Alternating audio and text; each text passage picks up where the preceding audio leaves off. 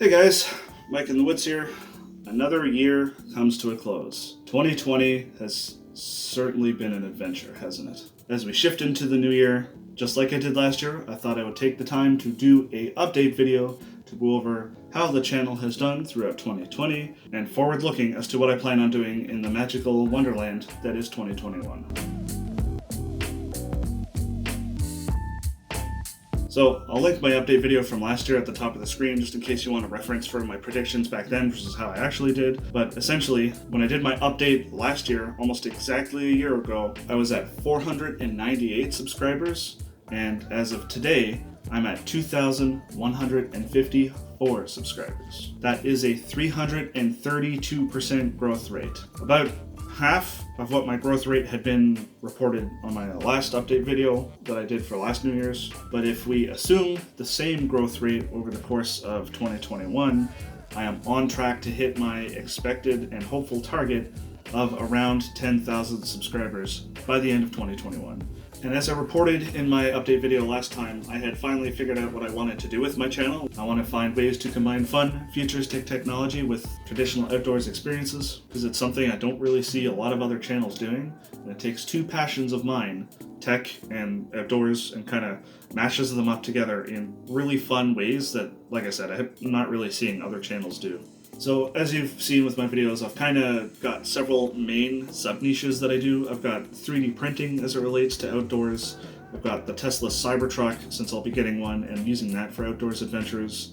I do skatepacking with electric skateboards, and I also talk about other electric rideables. And then I also talk about drones and RCs as they, again, relate to the outdoors. Some of those sub-niches do a lot better than others. The Cybertruck stuff, for instance, is definitely my best performing content on the channel, which makes me happy because that validates that me buying the Cybertruck and using it for the channel is a worthwhile investment, and I'm not just blowing a lot of money on nothing. Followed in a distant second by 3D printing.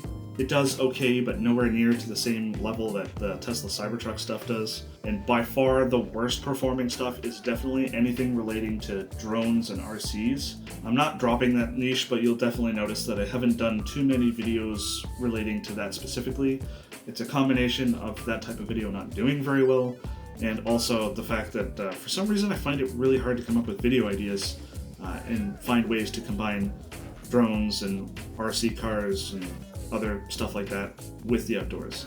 So if you guys can think of any cool things to talk about on that topic, please let me know in the description. One of the most important things that I accomplished over this past year was implementing my new channel branding. So as you see with all my video thumbnails, I've got that cool green border across the top and the bottom with a very specific font. And that's intentional so that you'll always know you're looking at a Mike in the Woods video when you see the thumbnail. It could be any image in the background, but because of the text and the border and my logo in the top corner, you know it's a Mike in the Woods video. And aside from the thumbnail stuff, the same design language permeates everywhere else through my videos.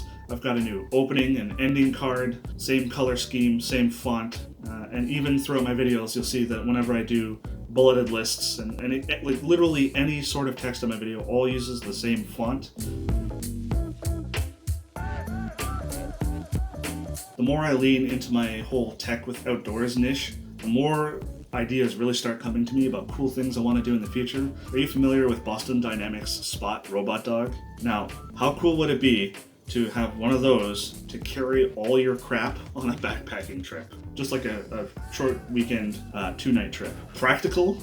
Probably not, but something cool and interesting that I'd at least be interested in exploring for the channel.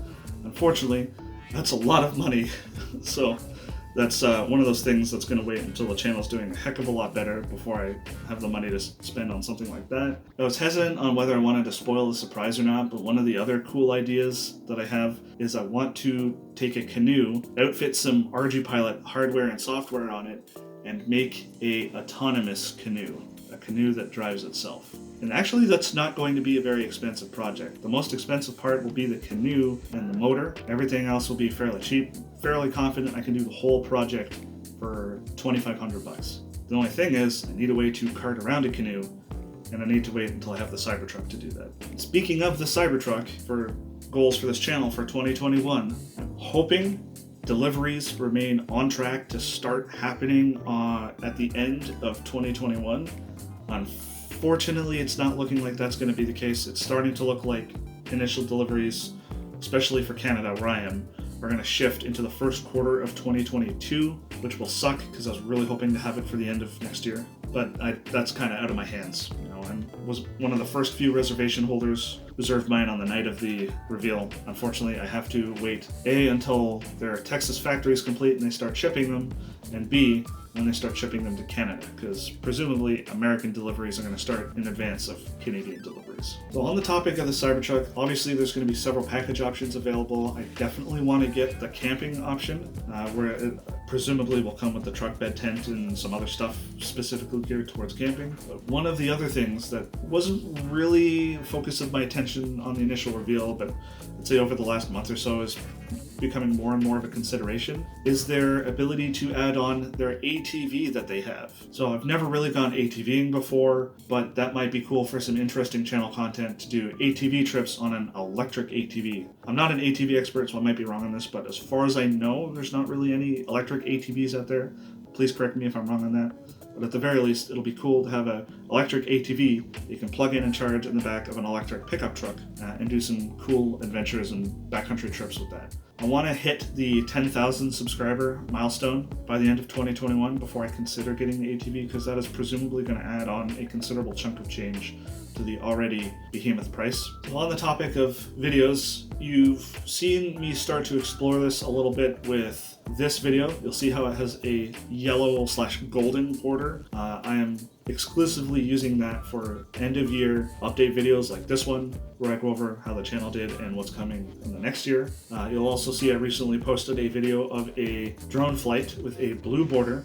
And that's something I'm exploring, not to replace my existing content, but in addition to it, pure footage from drone flights I do while I'm on trips or anywhere else I happen to be flying a drone. It's also considering doing weekly or bi-weekly, sort of like, I hate the term, vlog style updates, where I go over things like behind the scenes decision making, new gear I've gotten or plan to get, upcoming trips that I'm planning for, comments and questions that I've seen in the comments section, and maybe even some personal life stuff. I don't know if you guys would be interested in that sort of thing. For the channel, one of the most important things that I managed to do over the past year, other than really cleaning up my video and audio quality, got some new goodies for filming this year.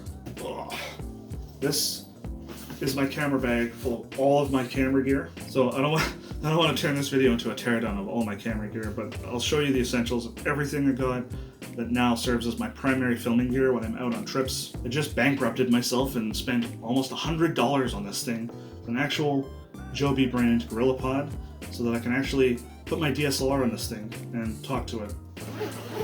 So yeah, this year I picked up 3 primary filming tools that I call my 3 amigos for filming. I've got my Canon Rebel SL2 DSLR. It also has a mic. Like I said in my update video last year, I said I was going to pick up a DSLR, and this is the one I settled on. This is what I do all of my recording on outdoors trips with, for the most part now. And I love this because it's got the detachable screen that lets me rotate it around so it's facing me while I'm recording, and that really helps framing myself in the shot while I'm talking to the camera. I also got a few extra batteries for it so that I never run out on a trip. Like I had also said, I was going to pick up the DJI Mavic Mini, which I did. That's what this little guy is. I've used this thing on a couple trips now. Yeah, it's a great little drone. Returns to home if a signal drops out. Gets some great 1080p footage and really helps bring my trip videos up to the next level in terms of video quality. And the newest addition to my filmmaking kit, something I literally picked up only a few days ago, new GoPro. This one's the Hero 8 Black. It is replacing my old Hero Session 4, which had horrible static in the audio. That's what all of my original videos were filmed with, and they all have that really, really crappy, annoying static. The video quality is much improved. This has video stabilization. Currently all my stuff's done in 1080p, but when I eventually move to full 4K, this little guy is capable of it. And in 1080p, it can also do slow-mo, which is something I'll see about taking advantage of on some upcoming trips. So yeah, those three things are my 3 amigos of filmmaking. Super excited to combine those together and get some really interesting shots and editing for my trip videos and really spruce them up. My trip videos tend not to do that great compared to my other content. I think I've improved my video quality and editing to the point where they're at least interesting to watch. I think it's just, it kind of really contrasts with the other channel content that I do, which is more like 10 to 15 minute top 10s and tutorials and that kind of stuff versus like 30-minute to hour-long trip videos. But for one, as someone who aims to combine tech with outdoors, it's important to me that I get out there and actually do trips and get some experience and make sure I'm not just talking out of my butt on stuff. But it's also important that I film that and show you guys that I'm not just sitting here in my chair talking to the camera for every video, and I'm actually getting out there and actually doing some bushcraft or actually doing some backcountry camping and actually putting my money where my mouth is and taking these 3D printed gadgets out on trips or going on actual skatepacking trips. Credibility is super important to have. Without it, you guys won't watch. So that's 2020 out of the way. Let's talk about what I'm looking forward to in 2021 in terms of this channel. So first and foremost, like I mentioned, I'm really gonna push hard to hit that 10,000 subscriber milestone by the end of the year.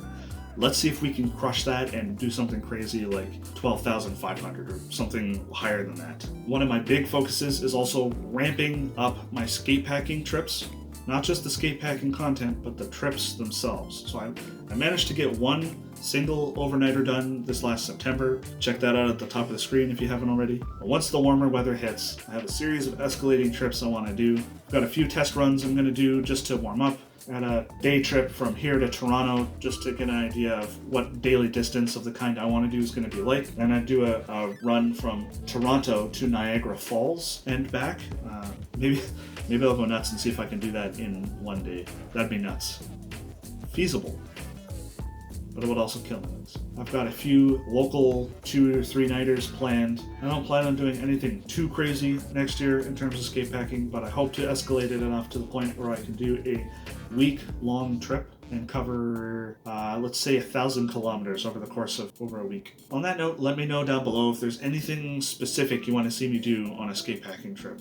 And the last major but super important milestone for next year is, like I said, hopefully, please, taking delivery of my Cybertruck. Yeah, so that's that. It's been a successful year. Looking forward to more success next year. It seems like people are genuinely interested in the type of content I'm making, which is why I continue to do it. And like I asked last time and several times throughout this video, if you have any ideas for what you want to see on this channel, for skatepacking trips, 3D printed tools, whatever, as long as it relates to stuff that I do on this channel, please let me know down below, because you guys are what drive this channel. You watching my stuff, you sharing it with friends, you commenting in the comment section, hitting the like button.